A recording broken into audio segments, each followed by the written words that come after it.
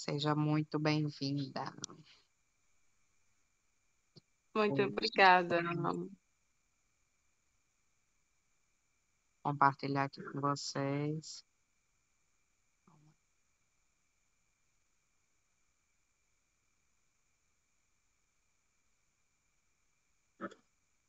Para aí os dois. Os cachorros, mulher, só misericórdia. Vocês conseguem ver esse slide? Sim, Certo. sim, consigo. Vamos lá. Camila, você que está entrando agora, mas eu creio que já devem ter passado a informação, né? Não é bem uma aula, é uma tutoria. Eu pego o conteúdo que vocês têm disponível na apostila lá, né, no sistema de vocês, e faço meio que um resumo e venho explicar, né? Se surgir alguma dúvida, algum questionamento sobre alguma questão, já aconteceu e eu sempre reforço isso aqui, de uma questão, por exemplo, você marcar certo, já aconteceu isso com Samira, inclusive dessa vez, né, Samira?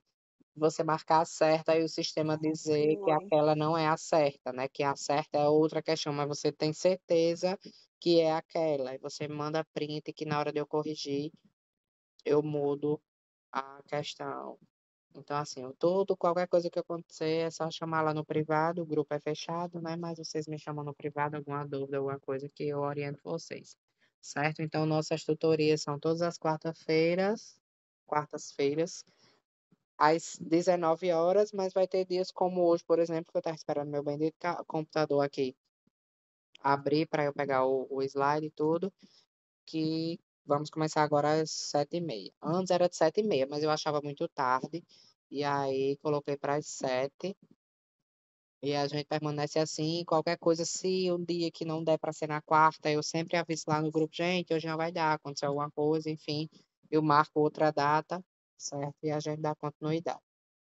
Então, esse slide aqui eu disponibilizo no final da aula, eu boto lá no grupo. A aula também está sendo gravada, né? Eu coloco lá no YouTube, no canal do YouTube, disponibilizo o link, qualquer coisa, qualquer dúvida, é só retornar, retornar, retornar, certo? Então vamos lá. A disciplina é Programa em Saúde do Trabalhador, a unidade 1. E aí nela nós vamos falar sobre SESMIT. E o que é o SESMIT? As meninas que estão comigo já ouviram falar, mas eu falei também que tinha uma disciplina específica para falar sobre o SESMIT. Ah, gente, vou espirrar, só um momento. Ah, Jesus, passou. E aí o SESMIT, vocês vão ver muito, né, questão de abreviações das iniciais. Então, o SESMIT, ele é o Serviço Especializado em Engenharia e Medicina do Trabalho.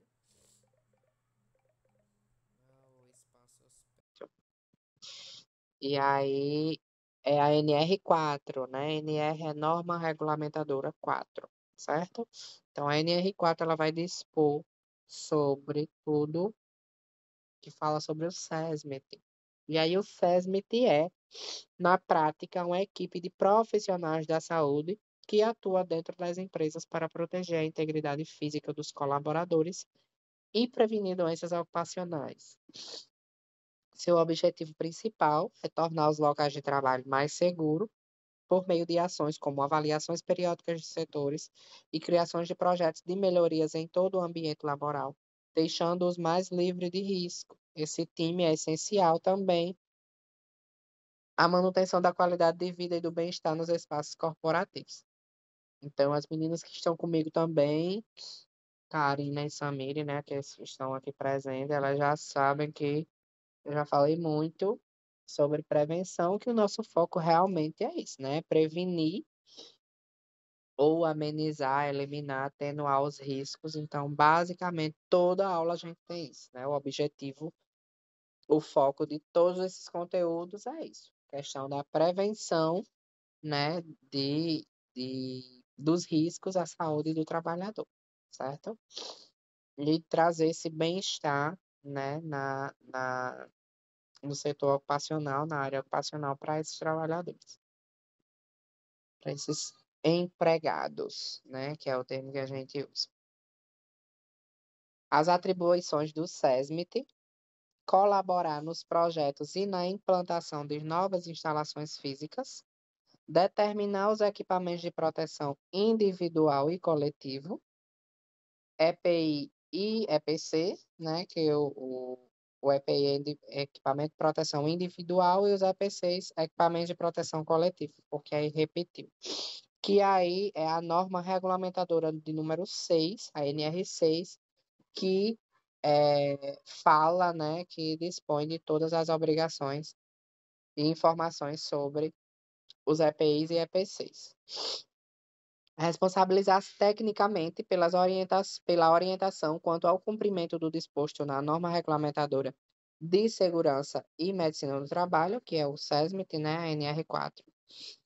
Manter permanente relacionamento com a Comissão Interna de Prevenção de Acidentes, que é a CIPA, que aí elas sempre vão estar interligadas, né? Vamos falar sobre ela também, valendo-se ao máximo de suas observações, além de treiná-la, apoiá-la e atendê-la conforme dispõe a NR5, que é a CIPA, né? A NR que dispõe sobre a CIPA é a NR5. Ministrar treinamentos de segurança no trabalho, né? Orientar, treinar juntamente com a CIPA, ou quando não se tem o SESMIT, a CIPA, ela faz esse papel isolado, né? E aí o SESMIT, nessa NR4, ela vai ter o dimensionamento, né? Vai ter, a gente vai falar já já, a questão de a partir de quantos funcionários necessita de um técnico de enfermagem, né, do trabalho, a partir de quantos funcionários necessita de, é obrigatório, né? Um enfermeiro do trabalho e assim sucessivamente. E também tem empresas, né, que não tem a quantidade de funcionários mínimas necessária para que se tenha uma equipe de SESMIT. Então, aí se tem só a CIPA, certo? Nós vamos ver sobre isso. Os profissionais que fazem parte do SESMIT, os profissionais inclusos no SESMIT, segundo a NR4, são o auxiliar de enfermagem do trabalho, né, que é responsável pela assistência aos pacientes, ela por seu conforto e bem-estar, auxiliando enfermeiros e médicos, enfermeiro do trabalho, que é o líder do quadro de auxiliares, executa os procedimentos mais complexos de enfermagem, de acordo com as indicações dos médicos, coleta dados sobre doenças ocupacionais e participa de treinamentos sobre o uso de EPIs, entre outras funções. Engenheiro de segurança do trabalho, que são os engenheiros ou arquitetos especializados em engenharia de segurança do trabalho. A missão deles é atuar na gestão de segurança e de saúde para diminuir as perdas resultantes de acidentes ou doenças ocupacionais. Médico do trabalho realiza consultas e atendimentos médicos, obviamente, executa os procedimentos necessários para prevenir doenças. Então, vocês vejam que é prevenir, promove saúde coletiva, promove educação e saúde, né, individual. Realiza perícias, auditorias e sindicância, coordena programas ligados à saúde e difunde conhecimento sobre a medicina do trabalho. O médico do trabalho também participa de outros programas, entre os quais o Programa de Prevenção de Riscos Ambientais, né, que nós vamos ver mais lá na frente, que é o PPRA. O Programa de Controle Médico e Saúde Ocupacional, que é o PCMSO. E a emissão de documentos, que é a CAT, né, que é a Comunicação de Acidentes de Trabalho. E do laudo técnico e de condições ambientais de trabalho, que é o LTCAT. Né? Então, o médico ele é responsável por isso. Nós vamos falar sobre o PPRA, o PCMSO, CAT nas próximas aulas.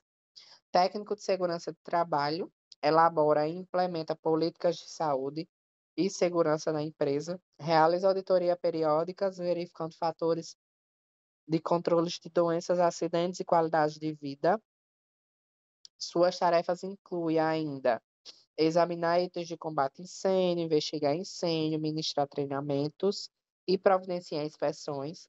O técnico de segurança do trabalho deve ser registrado, né, no MTE. Quanto aos demais profissionais que vão compor o SESMIT, eles precisam ser habilitados e registrados de acordo com as exigências da norma regulamentadora. Então, todos eles precisam ser especializados. Por exemplo, um técnico de enfermagem é, precisa ser um técnico de enfermagem do trabalho. Um enfermeiro não é, você é enfermeiro, vamos aqui com a gente. Não, tem que ser um enfermeiro do trabalho. Então, todos precisam desta especialização. De especializações, né? Um médico do trabalho, certo? E aí outros profissionais que inclui também... Licença. Eu não sei se no celular das outras meninas tá aparecendo, mas no meu tem hora que aparece o slide, aí some, a tela fica toda preta, depois volta de novo. Não sei se tá acontecendo só no meu, se tá assim. Responda aí, meninas. Pronto, agora tá aparecendo. Só que tá aparecendo, tipo assim, meio apagado. No meu tá do mesmo jeito. O meu eu Aqui vi foi o uma que vez no fez. celular. Do mesmo jeito do dela ou do mesmo jeito normal que você disse? No mesmo jeito dela. Some, aparece novamente. Agora sumiu tudo, apareceu, sumiu de novo. Apareceu. O meu também. Parece que tá assim, tem hora que vai se apaga a luz e acende, aí ele fica É, claro. desse jeito. Estranho. Porque não sei se é a minha transmissão até aí para vocês, se tá dando problema em todas, né? Provavelmente é aqui. Deixa eu. Tá aparecendo agora? Tá. Pronto. Quando não aparecer, vocês falam, porque às vezes quando eu passo aqui, aí dá um que a gente chama de delay, né? Dá meio que um atraso para poder passar aí para vocês. Aí vocês falam, certo? Tá certo. Infelizmente, quando a gente, né, depende das tecnologias, e para mim aqui tá tudo ok. Aí eu fico meio às vezes sem saber o que fazer. Mas vamos dar, vai dar certo. Nem que a gente atualize aqui. Então, os outros profissionais que podem compor também é o psicólogo, fonoaudiólogo, fisioterapeuta e assistente social, que não são obrigatórios, mas que podem sim compor também. Deixa eu só ver aqui. Oh, meu Deus.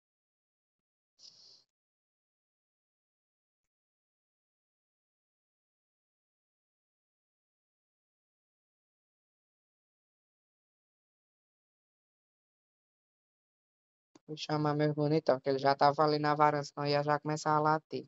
Cai quieto. Tá aparecendo para vocês? Tá.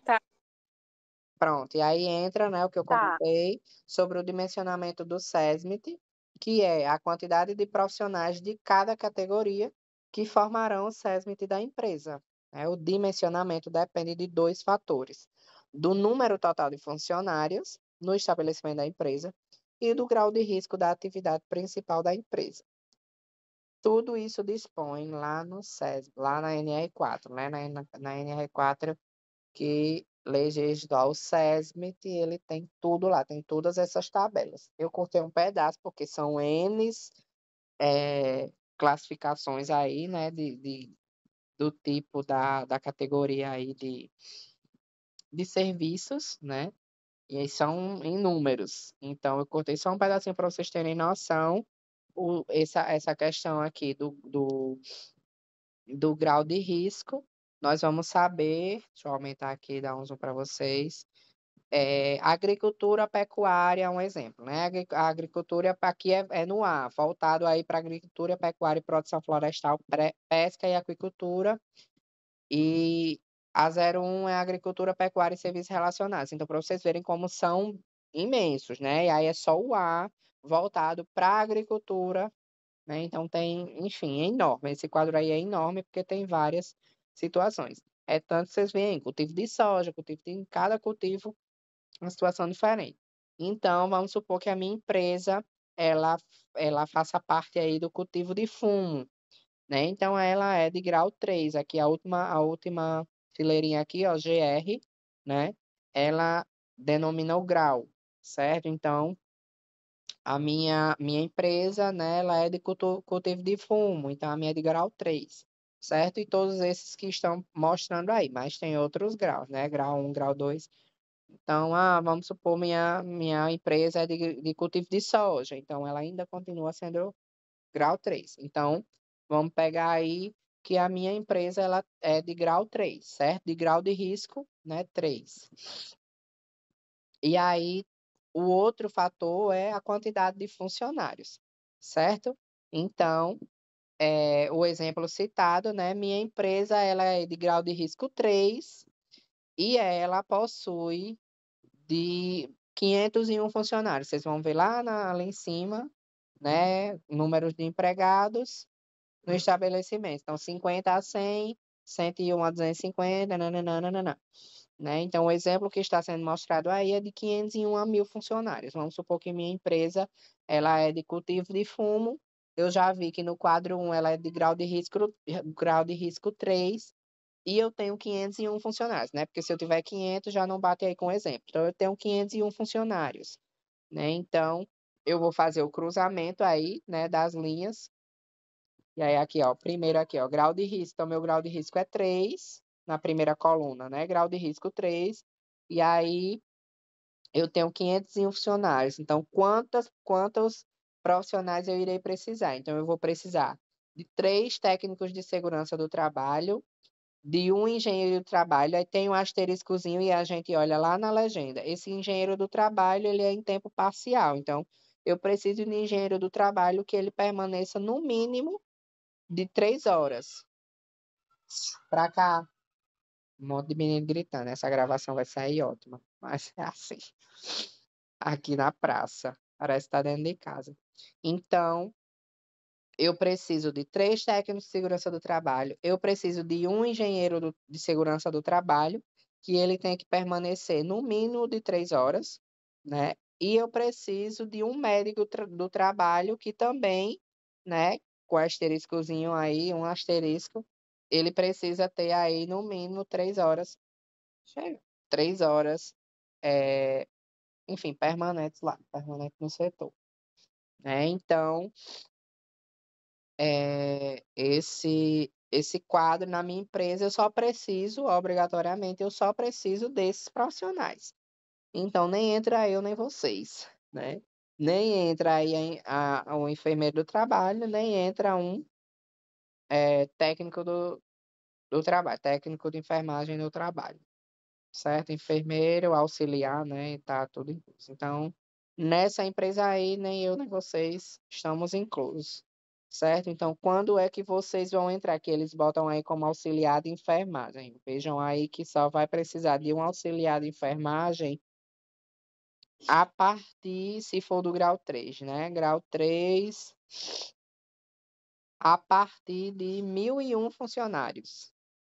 Então, a partir de 1.001 funcionários, é que a empresa tem a obrigação, se for de grau 3, a obrigação de ter um técnico de segurança, um técnico de enfermagem do trabalho. Se for de grau 2, também, né, a partir de 1.001. Se for de grau 1, nenhum. Se for de grau 3, também 1. E aí, sucessivamente. Vocês precisam, né, só saber onde é que essa empresa está, a denominação dela, né, onde ela está inserida aí no grau de risco, e fazer esse cruzamento. Então, dimensionamento, quantos funcionários precisa? Tá aí. O dimensionamento é por esse daí, certo? Então, vamos supor aqui, eu só entro aí em... É luta, viu, gatos? Eu acho que eu já pensei, inclusive, em fazer um técnico de segurança do trabalho, porque é babado.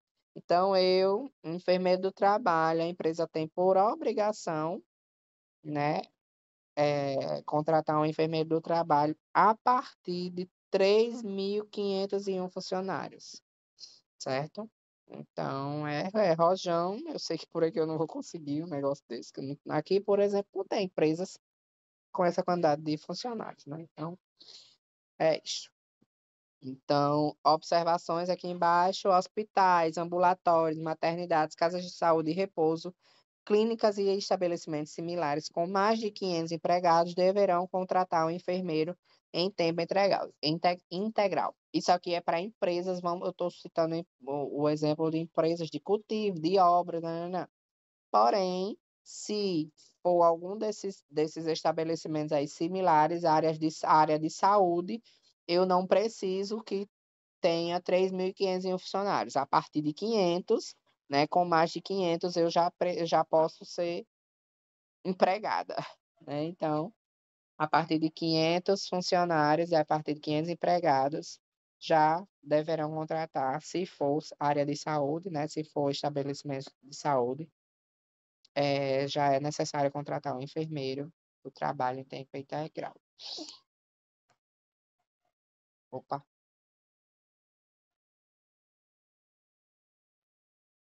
Sim, aí voltando aqui eu coloquei todos os quadros. Esse quadro aqui é o 1, né, que é o de grau de risco. Quadro 2 é o do dimensionamento, né, do cruzamento aí das informações. Quadro 3, todos lembrando que todos esses quadros vocês têm, se vocês conseguirem, eu não lembro como é que está na apostila, não sei se na apostila tem o link, vocês clicam ou copiam e colocam no Google, mas vocês conseguem achar fácil essas NRs. Então tem lá os linkzinhos com esses quadros. Então, o quadro 3 é para acidentes com vítimas, que também está incluso aí no NR4. E aí precisa ser preenchido isso, né? Acidente com vítima, responsável, data do mapa, que foi a data, né? Número absoluto de vítimas, número absoluto com afastamento mais de 15 dias, número sem afastamento, né? Então, aí é acidentes com vítima. Aconteceu um acidente com vítimas, aí faz preenchimento desse quadro aí. Quadro 4, doenças ocupacionais, também da mesma forma, qual o tipo de doença, quantos casos, né, o número exato de casos, número de óbitos, né, número de trabalhadores transferidos para outros setores. Então, eles dispõem de cada quadro. Quadro 5, insalubridade, também tem uma disciplina que a gente fala só sobre insalubridade, né, e aí quando a gente fala de salubridade, é de saúde, né? O que é saudável. Insalubridade, óbvio, é o que não é saudável. Então, é o que a gente, como profissionais da saúde e outras profissões, que a gente vai ver também numa unidade específica, as, as, as profissões que ela tem essa questão da insalubridade, do adicional de insalubridade, que aí a gente ganha financeiramente uma porcentagem por isso, né? Então, aqui tem o quadro de insalubridade, temos o quadro de acidentes sem vítima. Apitou alguma coisa aqui? Alguém falou? Eu não sei se esse toquezinho é o do chat. Deixa eu ver aqui. Não, foi não. Foi que apitou. Então, quadro 6, né? Acidentes sem vítimas. E aí a gente vai passar para Comissão Interna de Prevenção de Acidentes, que é a CIPA, que eu falei lá no início da, da aula, né? Que elas estão, quando você fala em SESMIT, automaticamente, todos os artigos que você abrir, ela vai se relacionar com a CIPA. Então, elas andam aí de mãos dadas. Porém, como a gente viu, dimensionamento do SESMIT, nem todas as empresas elas são obrigatórias, né, obrigadas a ter uma equipe de SESMIT. Então, quando não se tem SESMIT, a CIPA funciona sozinha, mas se tem SESMIT, automaticamente ela vai estar interligada diretamente com a CIPA, certo?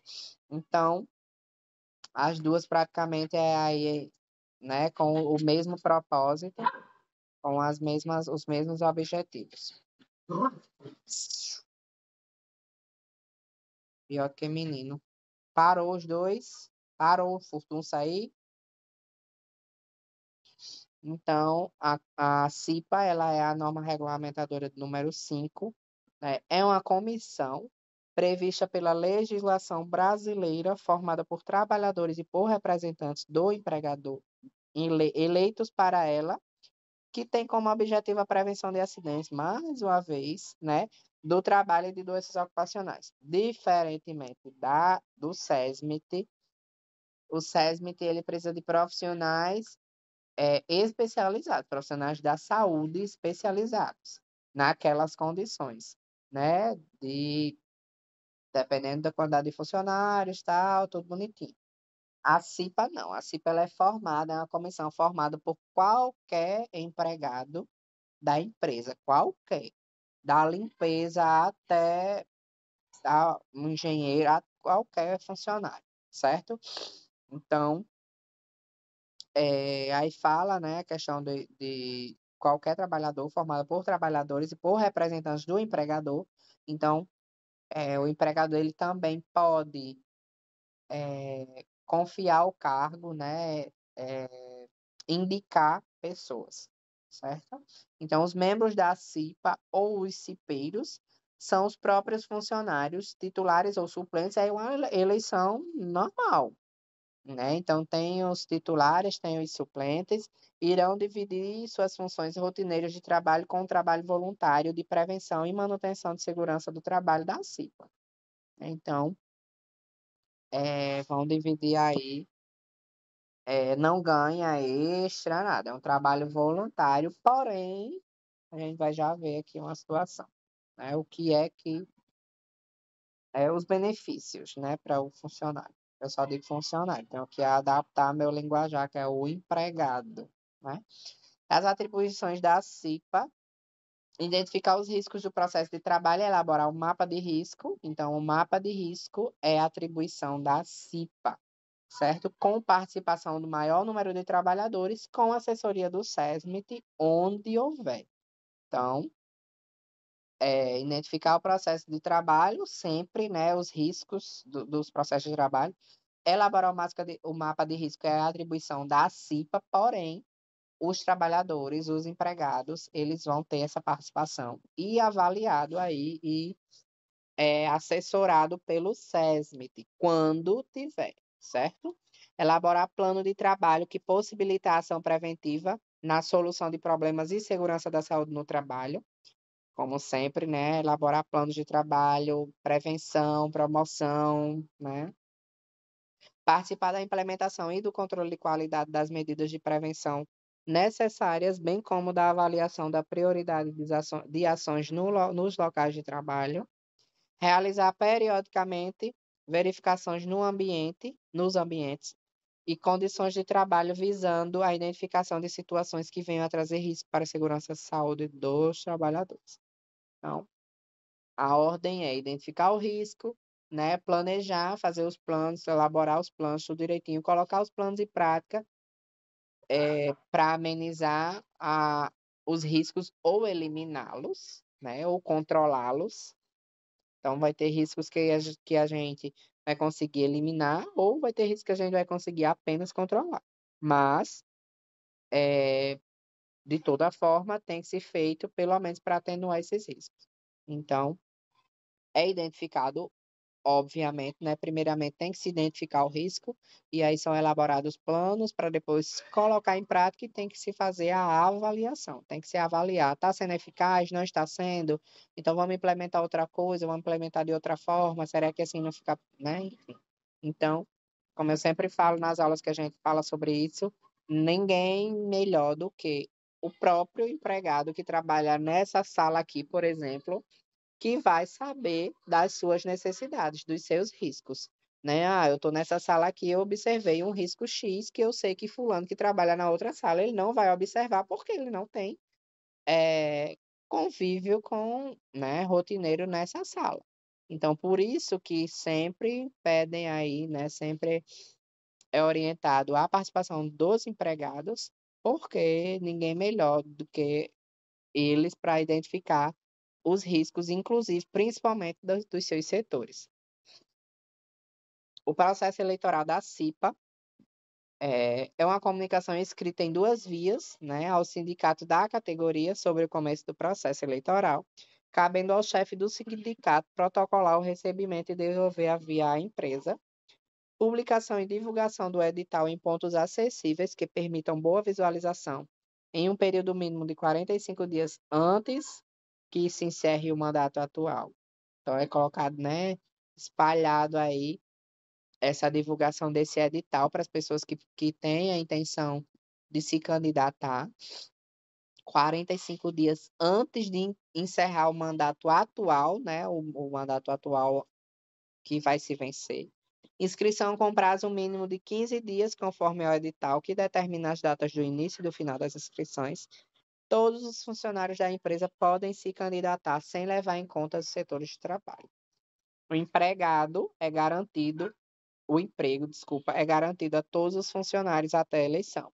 Então, tá aí um dos, né? Um dos benefícios, aí não fala, aí fala só do processo eleitoral. Então, o edital ele é lançado 45 dias antes do mandato atual finalizar.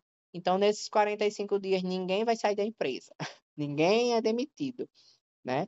A não ser que seja algo absurdo, algo por justa causa mesmo, né? Mas ninguém é demitido, é garantido aí o emprego até a eleição. Isso aí é no processo eleitoral. Ainda a efetivação da eleição no período mínimo de 30 dias antes de terminar o mandato da CIPA, né, anterior, atual. Realização da eleição em um dia normal de trabalho, desde que nesse horário seja possível a participação de todos os funcionários ou da maioria deles. Então, é feito normal, no horário de trabalho, onde se concentra aí a maior parte, né, desses funcionários. O voto é secreto. A apuração dos votos em horário de trabalho fiscalizada por representantes dos funcionários e por representantes do empregador.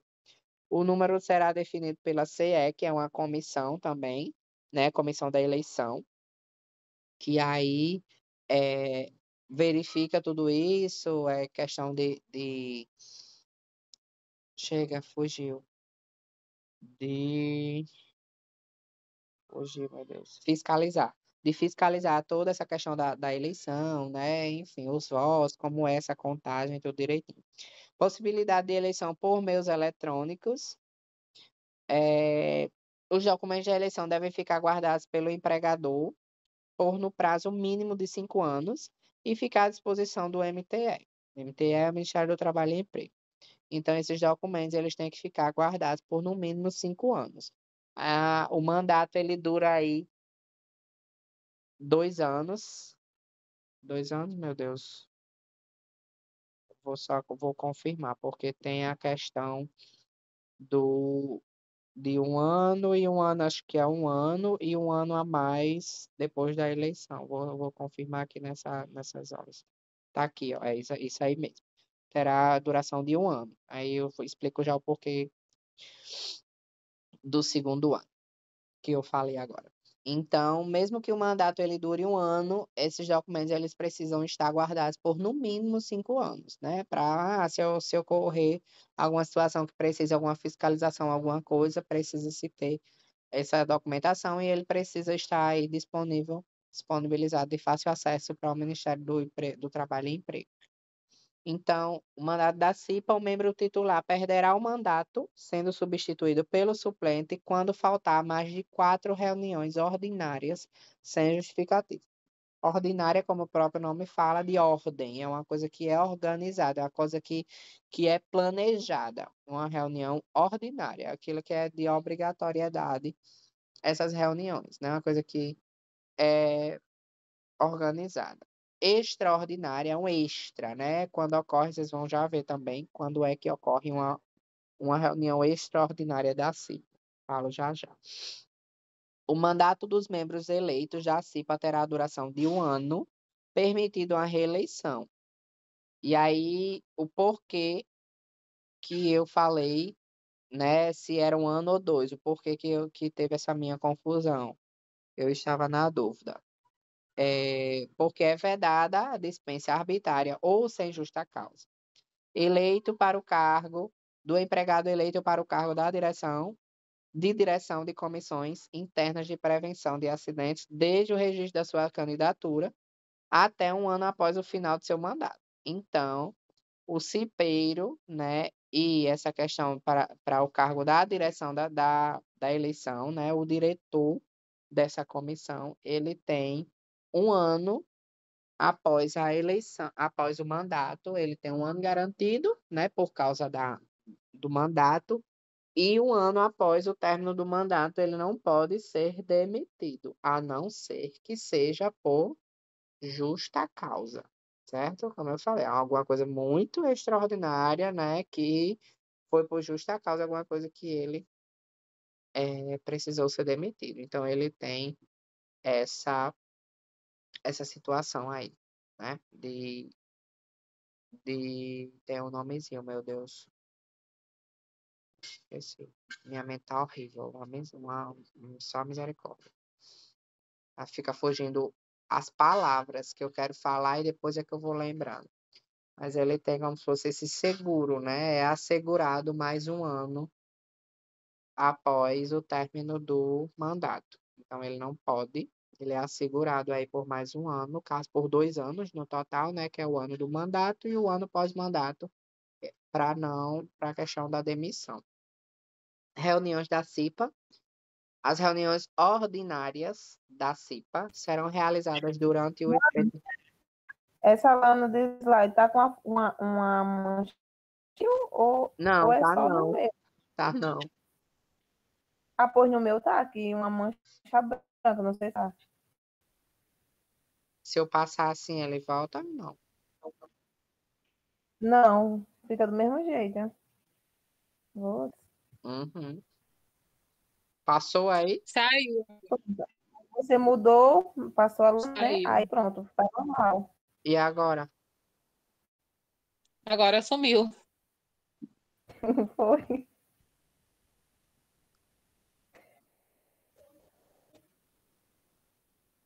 Nada mais? Só Pronto, falta voltou acender ao a luz. normal, só que ele tá. Aí é a É, mesma coisa.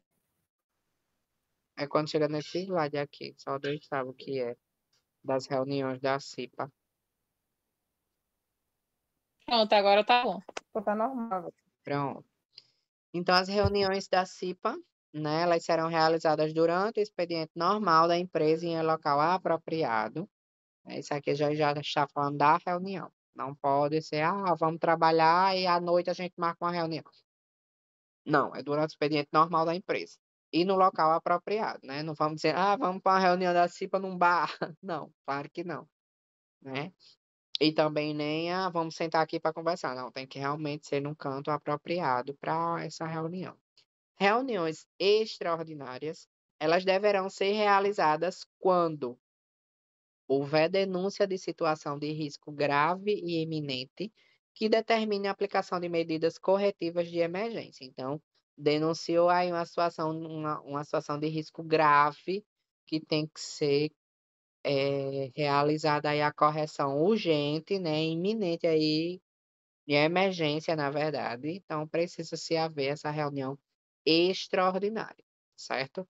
Ocorrer acidente de trabalho grave ou fatal, ou houver solicitação da empresa expressa de uma das representações, né? Então, nessas situações aí que acontecem reuniões extraordinárias, né? O que fugir do normal, o que fugir do programado, são realmente situações bem graves mesmo, de morte, de acidente grave, de denúncia de risco grave, enfim. As obrigações do empregador e dos empregados. Cabe ao empregador, né, proporcionar aos membros da CIPA os meios necessários ao desempenho de suas atribuições, garantindo tempo suficiente para realizar as tarefas constantes do plano de trabalho. Então, o empregador, no caso, a empresa, né, a pessoa da empresa lá, o chefão, ele precisa dar as condições necessárias para que seja realmente realizadas tudo o que é de atribuição da CIPA. Se foi identificado um risco, ele precisa solucionar esse risco. A empresa precisa dar condições para que ele solucione aquele problema de forma adequada, né? Para que ele dê treinamentos aos empregados de forma adequada, suficiente, para que eles disponibilizem, que é a obrigação do empregador, os EPIs de forma correta, enfim. E cabe aos empregados, né, participar da eleição de seus representantes, colaborar com a gestão da CIPA, como eu sempre falo, não adianta o empregador disponibilizar, porque ele é obrigado o EPI e o funcionário e o empregado não utilizar, né? Ou utilizar de forma inadequada. Então, vamos colaborar aí com a gestão em nome de Jeová, né? Questão também de identificação de risco. Não é meu setor, não estou nem aí, né? Não, identifiquei algum risco que eu seja pelo menos um pingo de consciência de chegar e dizer, aquela situação ali tá grave, tá assim, assim, assado, né? Só para ver o que é que se pode fazer. Indicar a CIPA ao SESMIT e ao empregador, como eu acabei de falar, situações de risco e apresentar sugestões para a melhoria dessas condições de trabalho. Observar e aplicar no ambiente de trabalho as recomendações quanto à prevenção de acidentes e doenças decorrentes do trabalho.